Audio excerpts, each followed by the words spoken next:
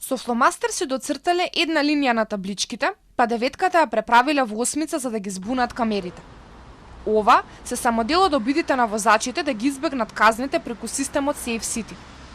Полицијата уапси двајца возачи и ги заплени нивните мерцедеси поради сомнение за фалсификување исправа и употреба на исправа со невистините содржина.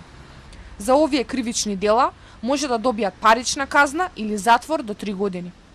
При тоа лишени од слобода се двајца возачи СС и МА, кои управувале патнички возила Мерцедес со скопски регистарски ознаки, поради основано сомнение за сторено кривично дело по член 378 и 380 од Кривичниот законник, а констатиран е и еден прекршок по член 80 од Законот за оружје. Инаку полицијата во периодот од 1 до 12 февруари на територијата на цела држава одзела вкупно 70 возила, а лишени од слобода се 73 возачи поради возење без возачка дозвола, информираат од Министерството за внатрешни работи. Првпат по воведување на Safe City се случува полицијата да уапси возач што си ја доцртал табличката. Но вакви манипулации нема само во Македонија. И во многу земји со системи слични на Safe City, возачите сепак изнаоѓаат начин како да ги избегнат казните.